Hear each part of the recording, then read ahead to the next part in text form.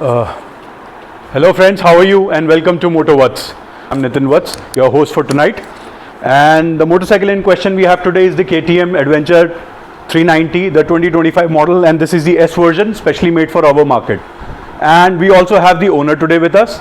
He's a dear friend of mine and he'll take us through the journey, why he bought this motorcycle and whatever he has faced until now from this motorcycle. So let's welcome Mr. Shailesh Pandey, my dear friend. Hi Nitin, how's it going on? I'm good. How are you? Please have a seat. I'm fine, thank you. So, Shailesh ji, Sir, how are you feeling? Elated? What kind of happiness is this motorcycle providing you with? well Nitin, this is my third KTM, as you know, right? So this journey is pretty old. I started with the KTM Duke 390 in 2013. Then I bought the first generation KTM Adventure 390 in 2020, and now I'm kind of settled down with this specific motorcycle, the Adventure 390S as they call. And if you ask me, I think overall it's a well-rounded product. It's really very good and I'm really very happy with this motorcycle. So, can I have a brief history of your what all motorcycles have you owned until so far? Man, if you start counting, then No problem. it's going We to have take all the a lot time of in the world. So yeah, I started riding in 1996. My first motorcycle was CD100 SS. Okay, then I bought the Royal Enfield 5-speed cast iron one, and at the same time I had a Honda Unicorn. So I had both this bike together at the same time. Then, as I told you, in 2013 I bought the KTM Duke 390. And then I kept my Enfield together with the Duke 390. I sold the Unicorn. Then I bought the Benelli 600i, then X-Pulse, and this was the phase where it was a kind of a transition from the roadsters to off-roading when I bought the X-Pulse in 2017. So after X-Pulse, I bought the Himalayan, then the Triumph 800 XC, then KTM Adventure 390. After that I bought and kept the TRK 502X mainly for road touring, and now I'm settled down pretty much with this bike. And also, sorry, I forgot, I also had a Rally X-Pulse in between. So these are the kind of motorcycles that I've owned. So that is quite a bunch you have owned, but I would like to elaborate that you have owned from the Desi quintessential Royal Enfield to the top of the line, the Triumph, which we are calling it Tiger.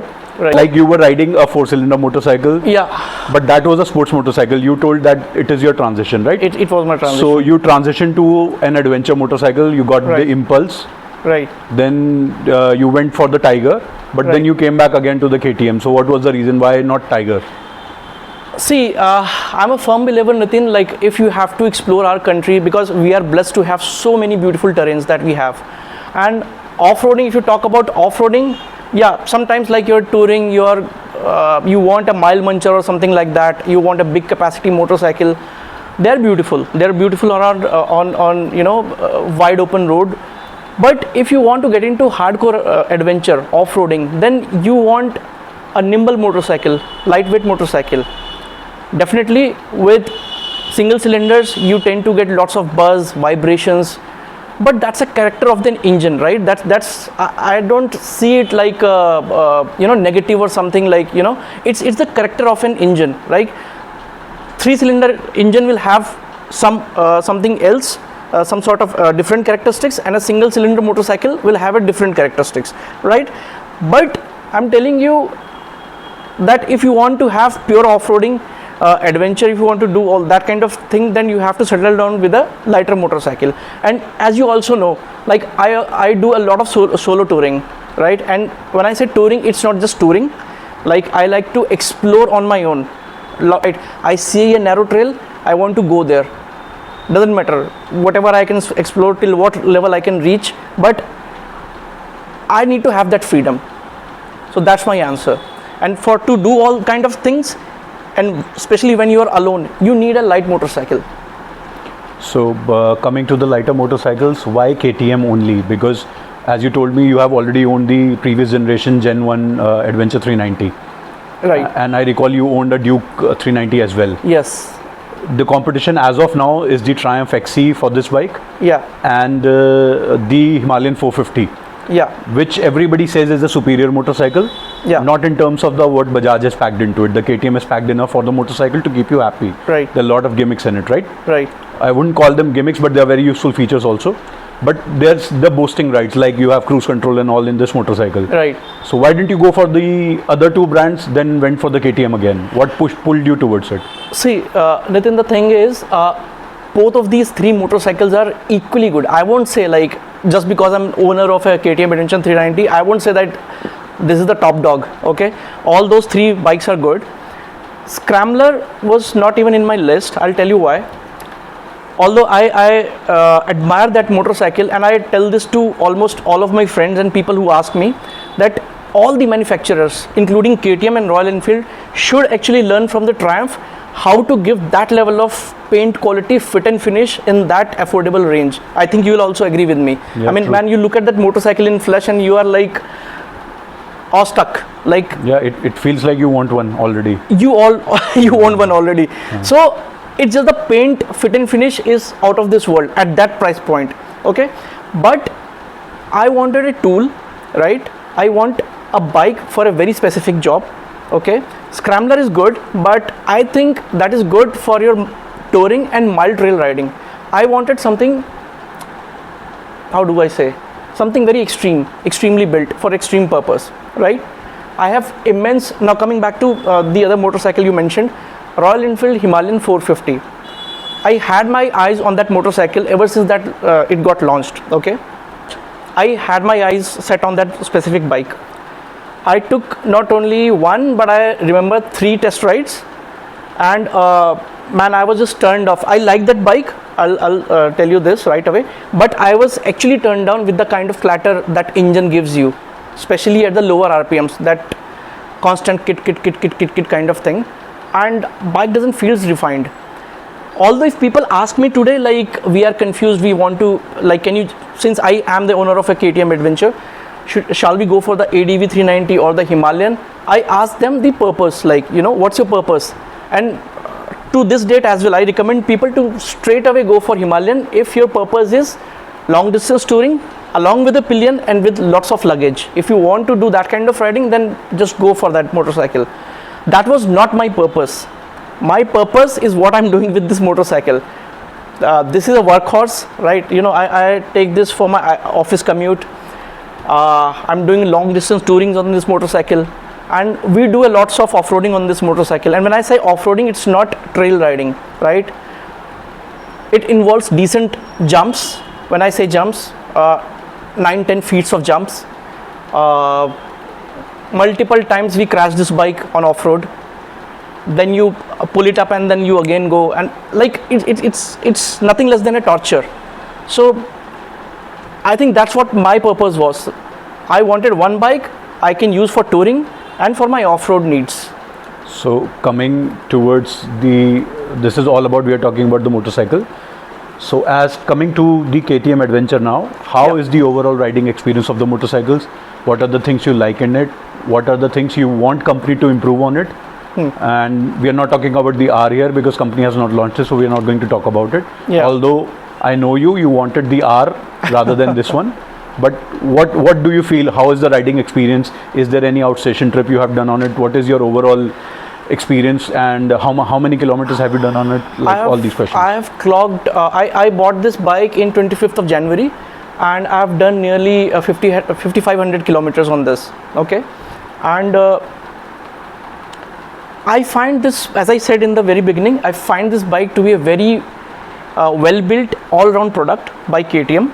They have taken their sweet time to come up with this product, but there are some niggles as well that I would like to address here, right? And you know personally how much time we have spent on this motorcycle straight out of the showroom when we had to fix those buzz here and there, all those things. So the first thing is the again, vibrations are characteristics.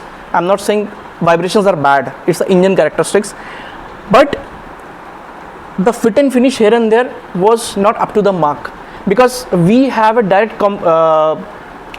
correlation with the first gen KTM Adventure 390 because we both have owned that motorcycle. in that motorcycle you don't tend to hear any sort of buzz at any specific RPM, right? But in this motorcycle there were noises and buzz from almost everywhere, so we had to put some washers, some double tapes here and there to fix those noises. But yeah, if you know how to work on your motorcycle, I don't think those issues are deal breaker, right? Or if you have a very good mechanic. That could boil down to the getting the first lot of the motorcycles also. That's always here in India, we are called beta testers for vehicles, be it Mahindra, Tata or be it Bajaj. Yeah. So that could Yeah, I down agree. to that. You can't say anything about the bike because that is Yeah. due to the worker who is having a good day or not. But Even if I come up with some of the pointers, then I'll be probably nitpicking, because you know how much I love this motorcycle. Because, like, okay, let's start with the touring experience. Okay, I did a trip to Tirthan, and it was an amazing experience. Amazing. I never felt this good while touring on a motorcycle because of these issues. Earlier, I used to stop. Okay, I used to stop to access, like, who was calling. If I missed a call or something, who was calling me, I have to make a call again. And then here in this case, I mean, the experience is seamless. You don't have to stop. You just have to be a little careful. Okay, just ride a little slow, be on your extreme left, and then you operate all these features that KTM has provided you. So touring experience is good. I've already talked about the off-roading. KTM has fixed a lot of issues. One of the very bad feature in the first generation KTM was, like, every single time you stall the motorcycle, you have to go back into the menu and turn off the traction control, right? That was annoying. Here you just change the mode, okay, and your bike will remain in that mode even if you turn off your bike, switch it on using the key, right, until you manually change your riding modes. It has, by the way, 3 riding modes: off-road, street and rain. Okay, and all those modes are further, you can go and customize them as per your need, right? Another thing that I like in this motorcycle is cruise control. And earlier I used to think, like, why the hell you want a cruise control on a motorcycle, right? Then you're just killing the joy of riding a motorcycle long distance. for me, I always wanted one, but I never got one. You never got one? I remember we used to put the manual. I always got the manual one. Manual one, we both.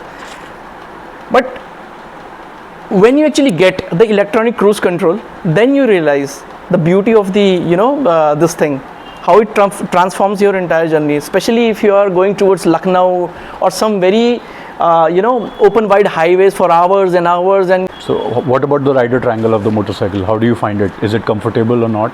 Or it is comfortable.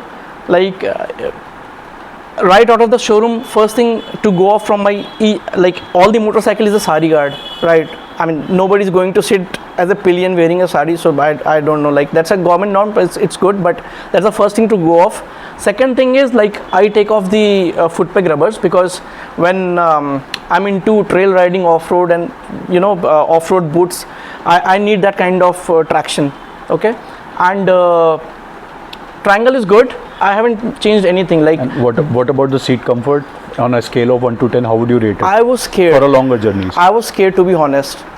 Out of 10, I would say it's 8. Sorry, not 9. 9 would be too optimistic. 8 is good. Well, like, because you owned the 502X before. That is next level. So that is the epitome of whatever the rider comfort is. Right. For me, it is one of the most comfortable motorcycle I've ever ridden. It's a sofa seat. Yeah, for straight like 800-900 kilometers, you won't feel your butt sore. Right. So how does it compare? Because you just jumped from that to this. Although we had a break of 9 months. We had a break of 9 months, and you were riding the Expulse. I was riding Expulse, where the seat doesn't exist, right?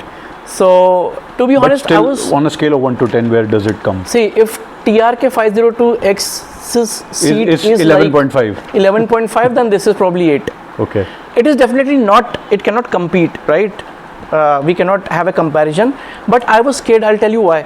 Because first generation KTM 390, KTM Adventure 390, the seat was pathetic for some reason. Like, I had to put that what do you call it? Figo float air cushion or something like that. Only then I could do long distance touring.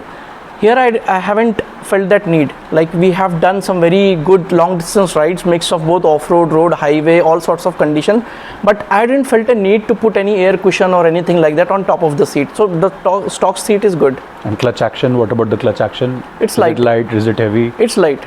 And there's like slipper clutch and quick Oh shifter. God. Quick shifter is also there. Thanks Right? for reminding me. I absolutely forgot about this feature.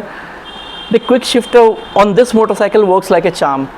It's so slick, it's so smooth, like, you know, either you're downshifting, you're upshifting.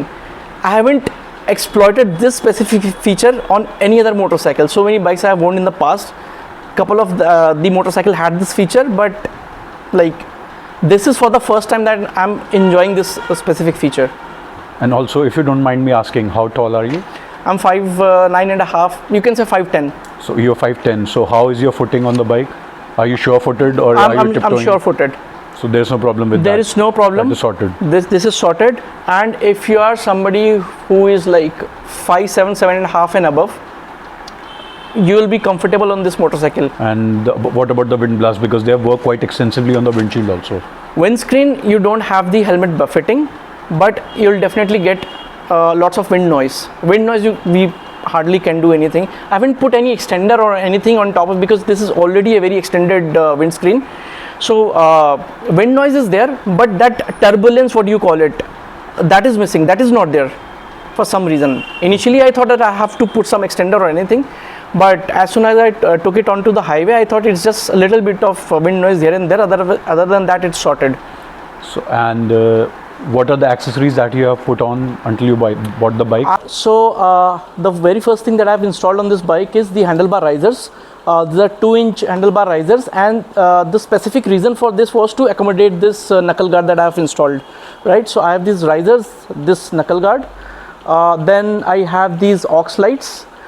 And then if you can see, I'm not sure if it is visible, but I have installed 2 hooks on the rear end, okay, just to mount the luggage straps and all.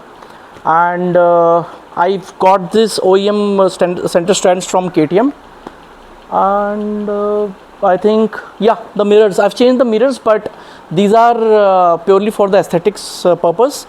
Then I have installed the Android Auto on top, just to, you know, for the navigation and music. And yeah, this is pretty much it. As you mentioned that you have installed these hooks to carry luggage. Yeah. The bike is very slim.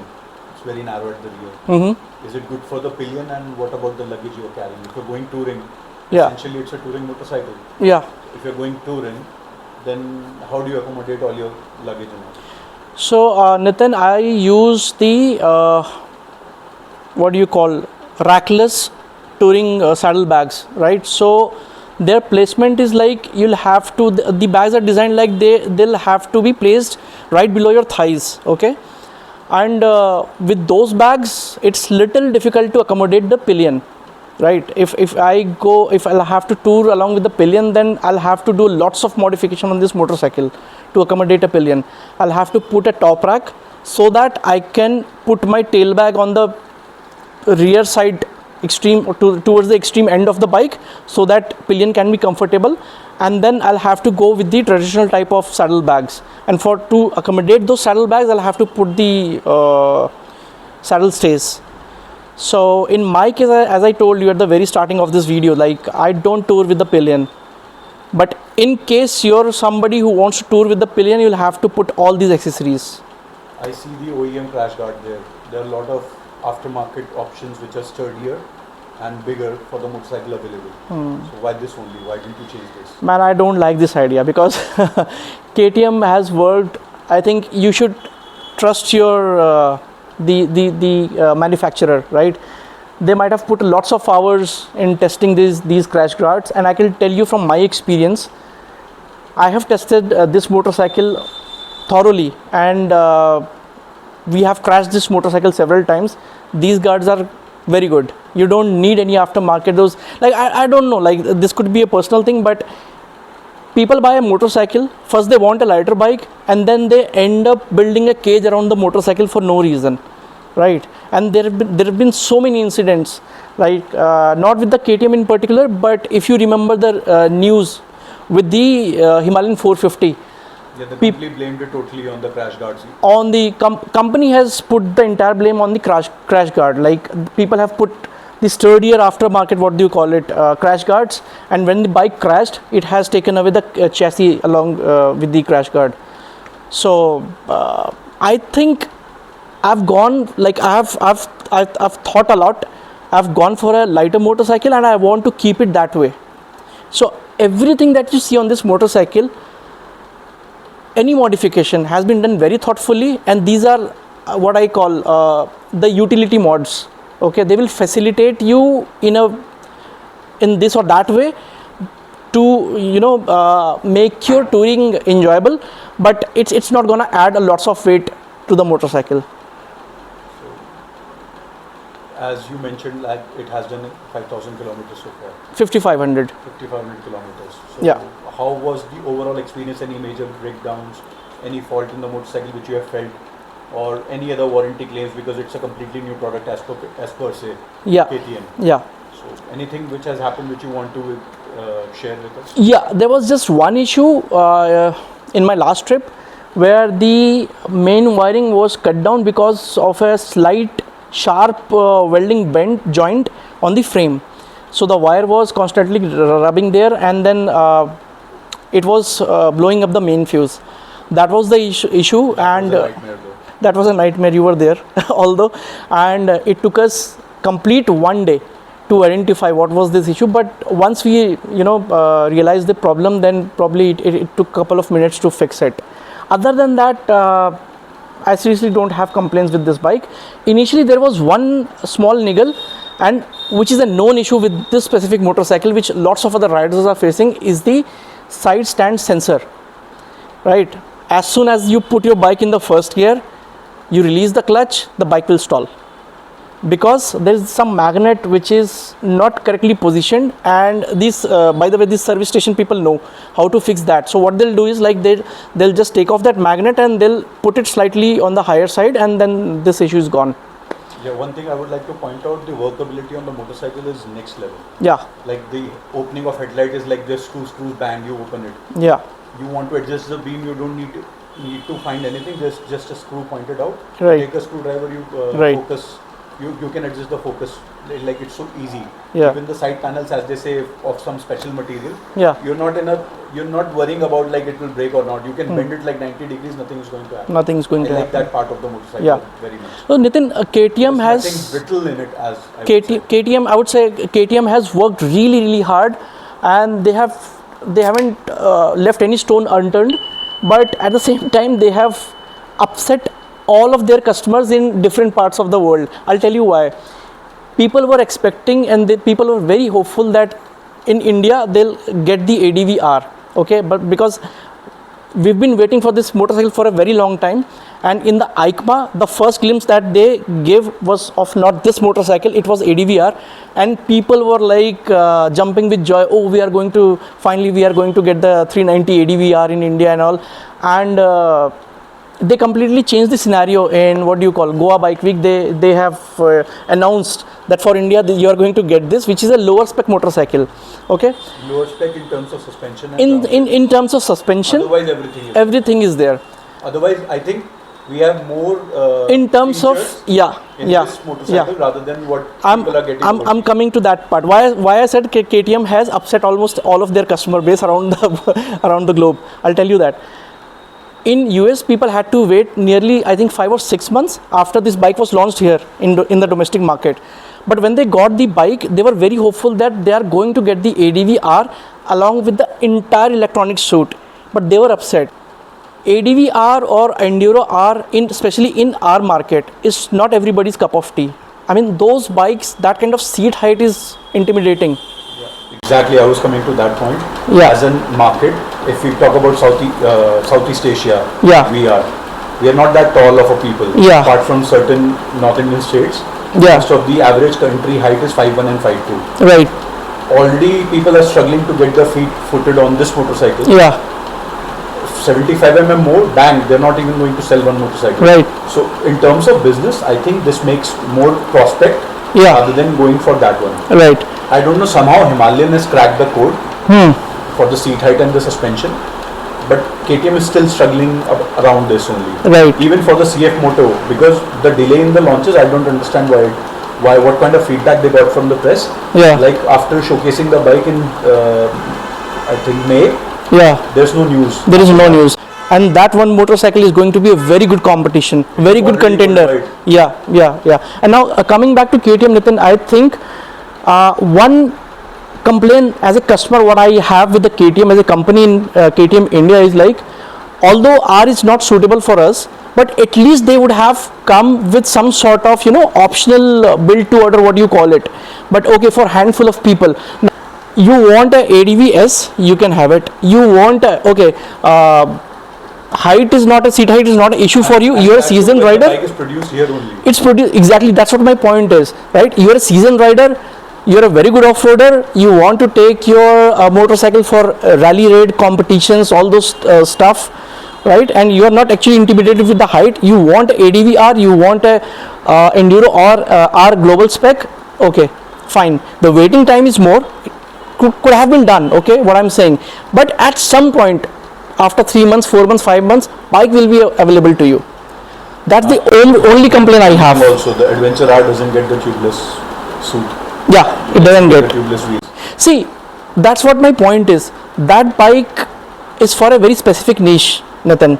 It's not built just for touring. It's a hardcore, like you have to go bang on the rocks and you might end up bending your rims. Because launching this motorcycle, Yeah. Royal Enfield sleepless nights, because that's why they played that card. Yeah. 11,000 rupees for the tubeless rims. Yeah. Now they have hiked the prices, 40,000 is now. Yeah, But that actually shook the top honchos in Royal Enfield by what is happening here. right, exactly. So my another question coming back to the motorcycle, that was the business aspect of it. Why R is not here? Yeah. We are stuck with it. We have to live with it. R is on the cards, but maybe around festive season or maybe next year also. Yeah. So how much did it cost you? Like here, where did Well, I was amongst the very first buyers, rather the first buyer in the that north. is a different story. That's Somebody a- was claiming that's the first that's a bike, you different got the first bike. that's a different controversy altogether. But we all know, like I was the very first buyer of this motorcycle here in This north. part of India. This part of India, yeah. And I have paid nearly, if I remember, 4.25 lakhs on road for this bike. And with all the accessories, what is the cost? With accessories, man, I'm very bad with the mathematics, but you'll have to. Just a general idea. Yeah, I have put another 30k or so for the accessories. Overall, it's 4.55. Yeah, I think which is a Yeah. bang of a deal. if you especially say. considering what all you are The overall getting. package. Yeah, considering what all you are getting. And after 5,500 odd kilometers you have done, you've been through like couple of services, 2 services. the PM, the preventive services. Yeah. What would be the combined cost of both of them? Both service. The first service was kind of not that much. It was nearly 900 or 1,000 bucks approximately. For second one, I have paid somewhere around 2,200 or so. And what is the interval in between two? Are there any free services? There are no. The only first service was kind of free service where you don't have to pay for the labor. If I'm not, correct me if I'm wrong. And the interval you have asked, interval is every 6,000 kilometers. So first service was at 1,000 kilometers, and then after 6,000. So after like at 7,000 complete combined kilometer, you have to get your second service done. But this is what I've been following, right? Because I ride my motorcycles really very hard.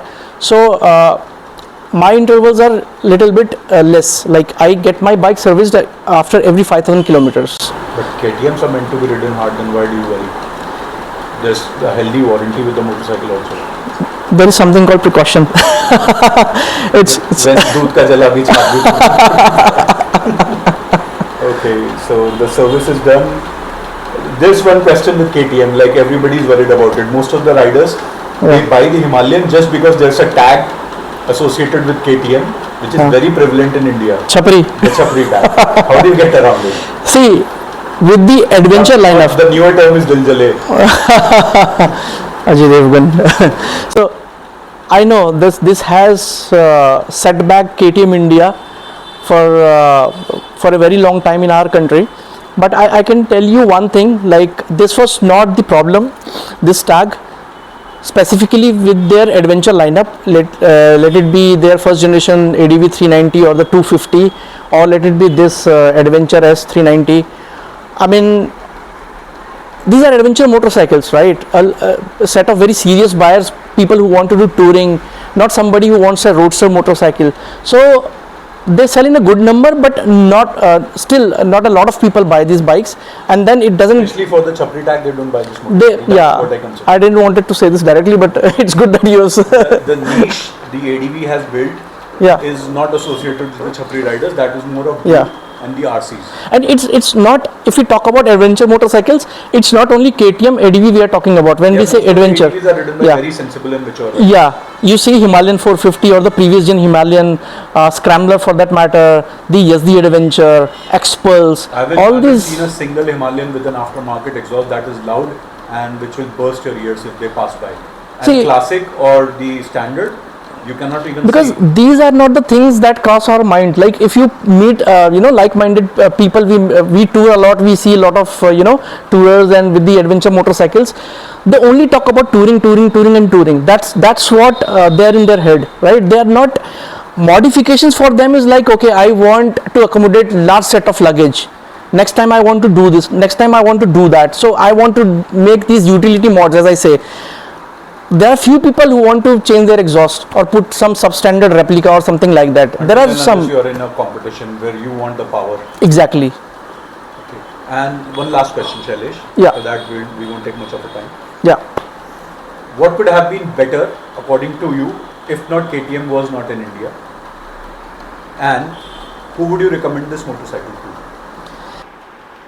So I'll recommend this bike to somebody who doesn't tour a lot with the pillion, who is fond of off-roading, trail riding, off-roading, who wants to take this motorcycle to track, who is a solo explorer, and who at the end wants a light, nimble motorcycle, and who is a performance enthusiast. Because if you see the figures, like it's plus 40 bhp and decent, I think 39 Nm of torque.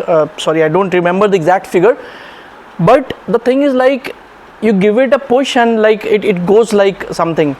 So there is a rush with this motorcycle. So somebody who wants to do lots of trail, off-roading, solo touring, and you want some sort of performance, then hands down go for this motorcycle. So you are recommending it to somebody who wants to have fun, but Yeah. as well as tour with the motorcycle. This is what the culmination of whatever the motorcycle is. Exactly. Don't you worry about that, like the service center reach of KTM is not as good as the Himalayan? Because Himalayan, we remember when we went to Spiti ride, Right. there was only one mechanic who was an Enfield mechanic. Yeah. So, like for our case, when we went to Dharchula, Yeah. the bike gave up on us. Yeah. The only mechanic we could find was a TVS mechanic. TVS mechanic. But he was helpful enough, whatever his name, I don't remember now, So in helping us fixing the bike. So what I think and believe, and we all know this, like Royal Enfield has a lots of service network presence, right? But as we say, it's a touring motorcycle. Yeah. It's a worry, right? Everybody is not that handy that they could find the fault what is happening in the motorcycle. Right. If you are stuck. That's a challenge, no doubt. That's a challenge as of now, because you're going to find a Royal Enfield mechanic or a service station at the remotest of the place. But that can be used as a pro for this motorcycle, that it's not going to break down. That easily. Sorry, we're not hitting on Royal Enfield, but the vastness of their service centers, even Suzuki, this makes you wonder the question, like what kind of question is this? If there are a lot of service centers, that means they're prone to failure. They have I agree. whatever faith in their product, and I don't think so. It's going to go anywhere, because the previous ADV, the owner is still using it in Ladakh. Right. And he has done like 100,000 kilometers on it. Yeah. And one of our friend, a very good friend, his name is Vishu. Next time I'll get him with his bike. He has almost done like 80-90,000 kilometers with his previous gen ADV, including all corners of India. It would be a good story to listen to when he comes. Yeah, and I would like to add, The reliability of this engine is Good. a question we shouldn't ask. because we both had that first generation KTM ADV 390, and we have like what all we have not done to those motorcycles, right? We have like absolutely abused those motorcycles for such a long time, for nearly 2.5 years, and every single time you turn the key on, that bike will respond. There was not a single issue. I don't think any other motorcycle other than my Rally X Pulse, if I hands down believe on anything else, is like KTM. They generally don't break down so easily. So in the end, on a scale of 1 to 10, how will you recommend this motorcycle? A solid 10, or you would like to deduct something? 11 is allowed. Okay, very nice. Thank you, Shailesh, for coming on Coke Pe Charcha. It was nice having you, and what we love to do is talk about motorcycles. Yeah. And we'll come back again. He owns a Scorpio N also, and we'll get the ownership review of that car also, which has been driven quite extensively. Okay, thank you. Thank you. Thank you for watching. Please subscribe and hit that like button.